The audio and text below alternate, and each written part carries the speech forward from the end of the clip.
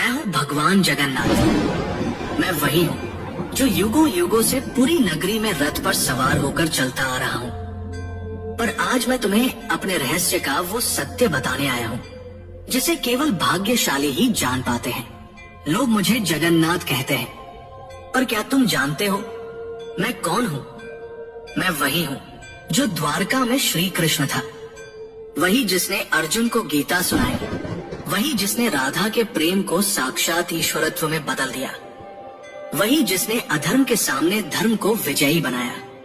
जब द्वारका का अंत हुआ, मेरा पार्थिव शरीर समुद्र में प्रवाहित कर दिया गया, पर मेरा हृदय, मेरा चेतन तत्व नष्ट नहीं हुआ।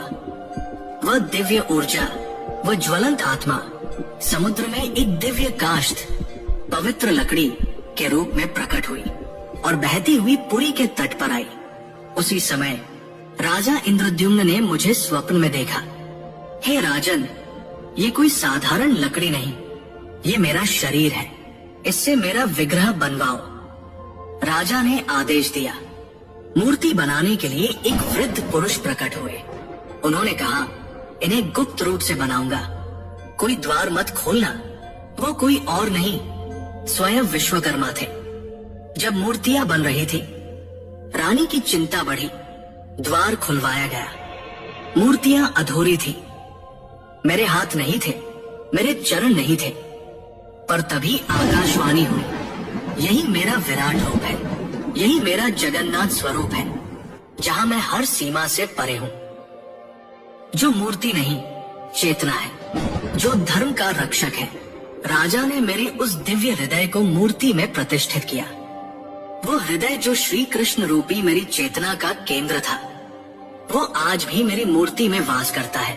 हर 12 से 19 वर्षों में जब मेरी मूर्तियां बदली जाती है, उस हृदय को गुप्त रूप से नव विग्रह में स्थापित किया जाता है।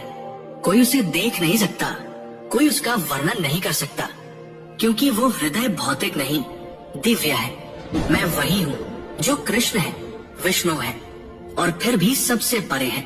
मेरी आंखें गोल हैं, क्योंकि मैं हर दिशा में देखता हूँ। मैं काले रंग का हूँ, क्योंकि मैं ब्रह्मांड का मूल स्रोत हूँ। मैं रथ पर सवार होता हूँ, पर मैं केवल यात्रा नहीं करता, मैं भक्तों के हृदय तक आता हूँ। रथ यात्रा केवल उत्सव नहीं, ये संकेत है कि जब जब धर्म डगमगाता है, मैं स्वयं रथ लेकर चल पड़ता हूँ। मैं कभी मंदिर में सीमित नहीं था, मैं कभी पत्थर नहीं था। मैं वो हूँ जो समय की हर धारा में धर्म का रक्षक